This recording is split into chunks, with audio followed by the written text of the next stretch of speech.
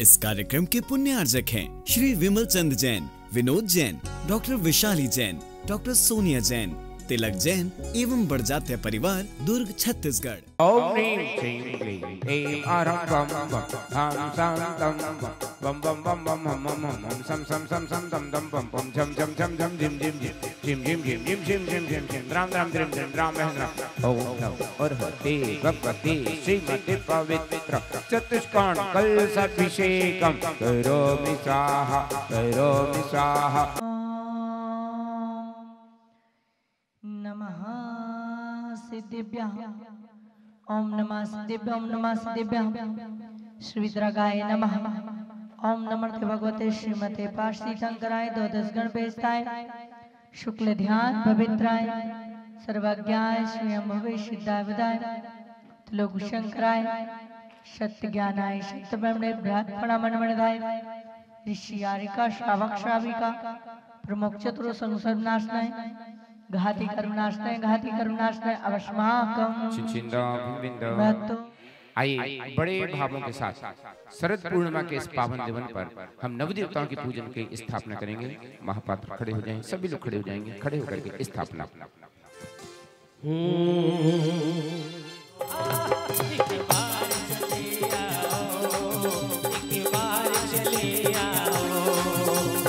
तलभ्यो नमः त्रवतरवतरवतर शंभो शिट्यावहानननननम अत्र तिष्ठ तिष्ठ ठहठति स्थापनम् अत्र मम शनितो भववसर सन्निधिकरणम पुष्पांजलिम विषपेद। जहां धूप रखी वो धूप हटा दीजिए वहां से।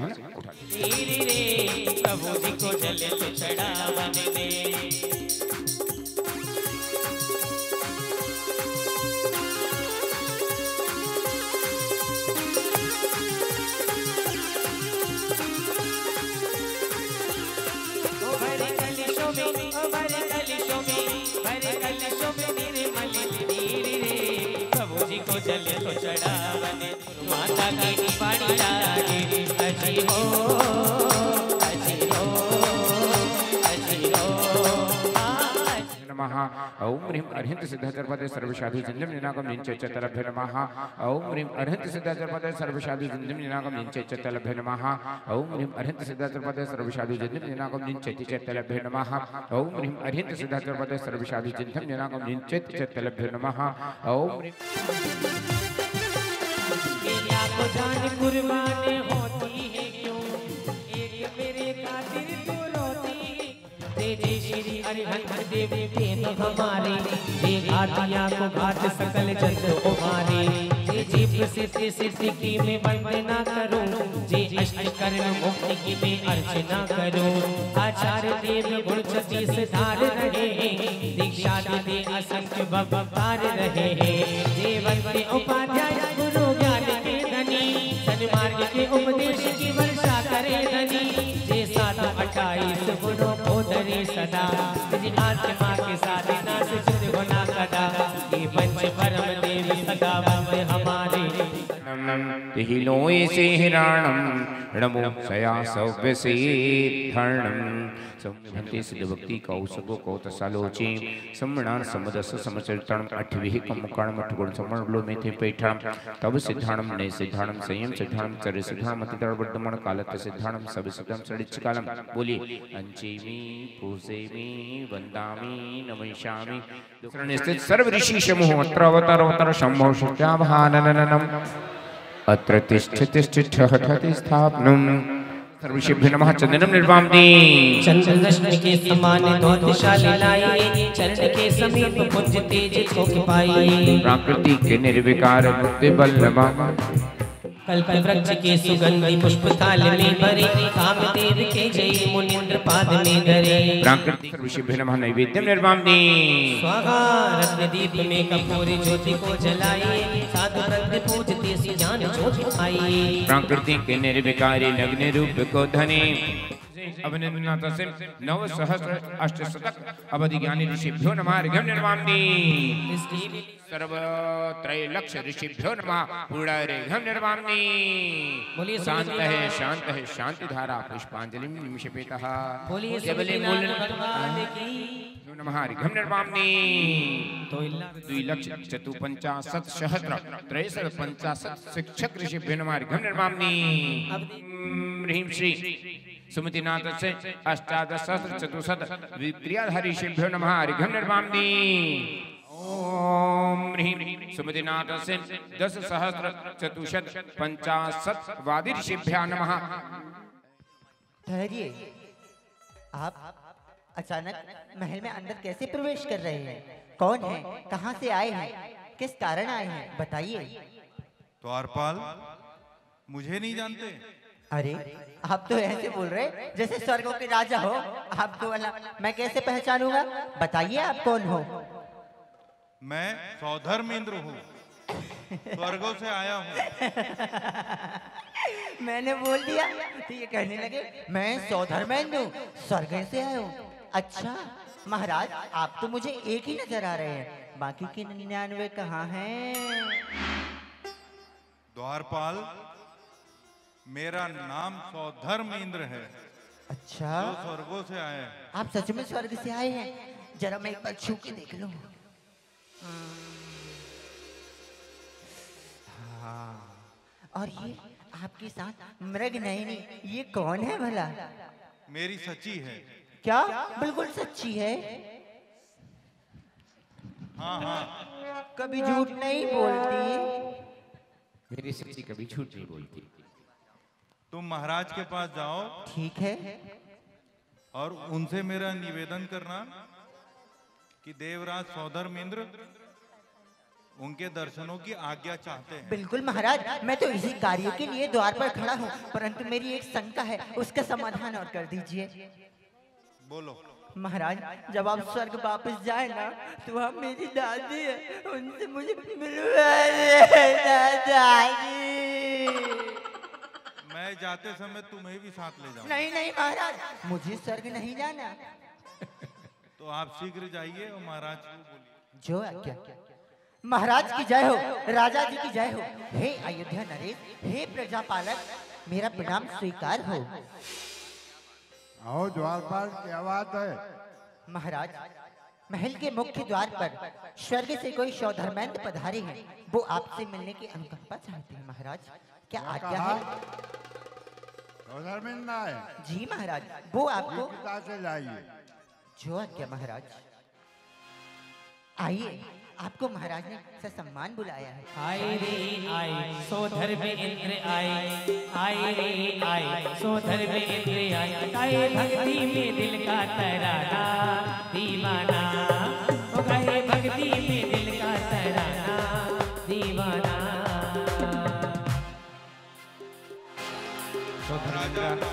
उन्हें वस्त्राभूषण भेंट करके उनका सम्मान करते हैं। वस्त्राभूषण भेंट करा दें। मेरा प्रणाम स्वीकार करें। स्वीकार है। ये भेंट स्वीकार करें। स्वर्गों से लाई हुई भेंट महाराज को समर्पित करते और महाराजा नाभि राय से आगे के कार्य के लिए आज्ञा प्राप्त करते हैं। हे महाराज, बधाई हो, आपके यहाँ त्रिलोकीनाथ का जन्म हुआ है। मैं जन्म कल्याणक के नियोग के लिए आपकी अनुमति चाहता हूँ। हे देवराज, आपको अनुमति है, अपना कार्य करिए। महाराज की आज्ञा पाकर देवराज सौधर्मेंद्र, जो कि बहुत व्याकुल थे, जल्दी जल्दी से आगे उस पुरसूति ग्रह की ओर बढ़ने लगते हैं। और जैसे ही आगे चले कि चलते चलते फिर सूती ग्रह की ओर चले जा रहे थे, तभी द्वार पर वहां द्वारपाल फिर रोक लेते। लाखों में एक है। लाखों नहीं, करोड़ों में एक है। अच्छा, इतनी सुंदर है। और कोई विशेषता? जब मेरी सची चलती है पैरों से पायल की आवाज आती है। अरे वाह, जब इनकी सची चलती है तो पैरों से पायल की आवाज आती है। माताओं, जब आप लोग चलते होते का ढोल नगाड़े की आवाज आती है। अरे महाराज, सबकी पायल ही बजती है। बहुत व्याकुल है देवराज सौधर्मेंद्र के कब सची आ जाए। और सची के लिए व्याकुल है नहीं, जो 3 लोग के नाद लेकर सची आने वाली ऋषि हुई है।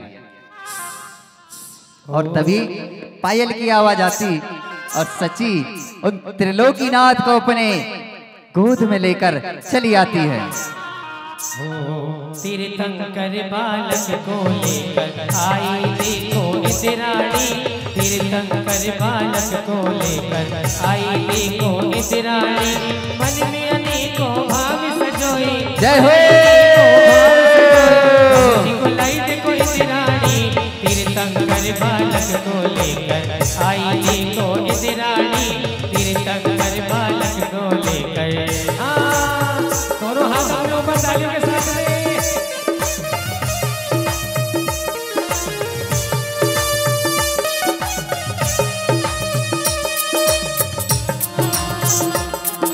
देवराज सौधर्म ने जैसे ही देखा कि सची आ गई, दौड़ के सची के पास पहुंच जाते। हे महाभाग राजा श्रेयांश, बहुत सुंदर आपने प्रश्न किया है। मंदिर में सब तरह के लोग जाते हैं, सभी अपनी अपनी भावनाओं को लेकर के जाते हैं, लेकिन कौन है वो जो मंदिर से भर कर आते हैं और कौन है वो जो मंदिर से खाली लौट करके आ जाते हैं। बहुत सारे लोग मंदिर से भर कर जाते हैं, जो इच्छा होती है, जो कामना होती है, वो सारी कामनाएं उनकी पूर्ण हो जाया करती हैं। और कुछ लोग मंदिर जाते हैं, इच्छाएं कामनाएं लेकर के भी जाते हैं, लेकिन वो निराश लौट आते हैं, खाली ही लौट आते हैं। समुद्र में कुछ मुसाफिर तैरते हैं, डुबकी लगाते हैं, कुछ पार हो जाते हैं तो कुछ डूब जाते हैं। ऐसे ही जो श्रद्धा और आस्था के साथ भगवान के दर पर जाता है वो भर कर आता है, और जो श्रद्धा आस्था से रहित होकर के जाता है वो खाली लौट करके आ जाता है। जाना महत्वपूर्ण नहीं है, लेकिन जाने के साथ श्रद्धा और आस्था के साथ जाना महत्वपूर्ण है।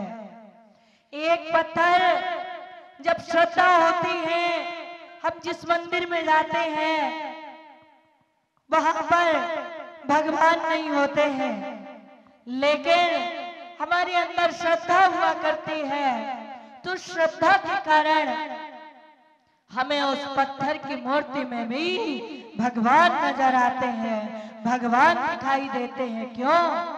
क्योंकि भगवान नहीं है, लेकिन श्रद्धा है तो भगवान है, और श्रद्धा नहीं है तो साक्षात भीतराग भगवान का समोषण भी आ जाएगा। तो श्रद्धा के अभाव में वो साक्षात परमात्मा भी हमें पत्थर नजर आएंगे। इसलिए भगवान के पास 4 तरह के लोग जाते हैं। एक वो भक्त जाता है जो भगवान की भक्ति करता है। एक भक्ति होती है आर्त भक्ति। कौन सी भक्ति? समझ में आ रही आवाज हमारी? फटाबाज तो फिर भी ठीक से बजेगा, लेकिन संदीप भैया ने इतनी धूप जलाई, इतनी धूप जलाई कि धूप से सारा वातावरण तो शुद्ध हो गया, लेकिन मेरा गला शुद्ध हो गया। तो आर्त भक्ति का मतलब होता है, आर्त का मतलब होता है दुख। जब हमारे जीवन में दुख आता है, जब हमारे जीवन में कष्ट आता है, जब हमारे जीवन में संकट आता है, तो हम भगवान को याद करते हैं, गुरु को याद करते हैं, प्रभु को याद करते हैं। लेकिन जैसे ही कष्ट दूर होता है, संकट दूर होता है, हम भगवान को भूल जाते हैं वो भक्ति कहलाती है आर्त भक्ति। दूसरी भक्ति हुआ करती है अर्थार्थ भक्ति। अर्थार्थ का मतलब होता अर्थ। हमारी दुकान नहीं चल रही है, हमारा व्यापार नहीं चल रहा है, हमारी प्रॉपर्टी नहीं बिक रही है, ये भक्ति कहलाती है अर्थार्थ भक्ति। यानी अर्थ के लिए, वस्तु के लिए, सामग्री के लिए की गई भक्ति अर्थार्थ भक्ति कहलाती है। लेकिन जैसे ही वो वस्तु हमें प्राप्त हो जाती है और प्राप्त होते ही हमारी भक्ति समाप्त हो जाती है, वो भक्ति कहलाती है अर्थार्थ भक्ति। एक भक्त था, भगवान के द्वार पर गया, मंदिर में गया और मंदिर में जाकर के बोलता है कि हे भगवान, मेरे पुत्र वधू के यहाँ कोई संतान नहीं है, इसे पुत्र रत्न की प्राप्ति हो, और यदि पुत्र रत्न की प्राप्ति होगी तो मैं आपके मंदिर में सोने की टोपी चढ़ाऊंगा। क्या चढ़ाऊंगा? सोने की टोपी चढ़ाऊंगा। और टोपी चढ़ाने का विचार किया, भगवान के सामने बोलकर आया। कहते हैं जिस कामना से, जिस भावना से भक्ति की जाती है, वो भावना कामना हमारी पूर्ण हो जाती है। संसार की भावना से भक्ति करोगे तो संसार की वस्तुएं मिलेंगी, और परमार्थ की भावना लेकर के भक्ति करोगे तो संसार की वस्तुएं भी मिलेंगी और परमार्थ की वस्तु भी मिलेगी। उसने, थोड़ा सी आवाज बढ़ा दे भैया, उसने भावना बनाई, उसने भावना बनाई और कहा, क्या कहा? क्या कहा? कि यदि मेरे पुत्र वधू के यहाँ पुत्र रत्न की प्राप्ति हो गई तो मैं क्या चढ़ाऊंगा? क्या चढ़ाऊंगा? सोने की टोपी चढ़ाऊंगा। और कुछ दिनों बाद पता चला कि उसकी मनोकामना पूर्ण हो गई। और 9 महीने बाद पुत्र रत्न की प्राप्ति हो गई, पौत्र की प्राप्ति हो गई। और जब पौत्र की प्राप्ति हो गई, उसके मन में तो ये था कि ऐसा कुछ होगा नहीं, लेकिन बोलने में क्या जाता है, उसने बोल दिया कि मैं सोने की टोपी चढ़ाऊंगा। लेकिन अब क्या हुआ? अब क्या करे? बोल तो दिया है सोने की टोपी चढ़ाऊंगा, और अब क्या करूं? और बस अब सोचता है, सोने की टोपी चढ़ाने का बोला है, सोने की टोपी चढ़ाने का बोला है। इस कार्यक्रम के पुण्यार्जक थे श्री विमल चंद जैन, विनोद जैन, डॉक्टर विशाली जैन, डॉक्टर सोनिया जैन, तिलक जैन एवं बड़जात्या परिवार, दुर्ग, छत्तीसगढ़।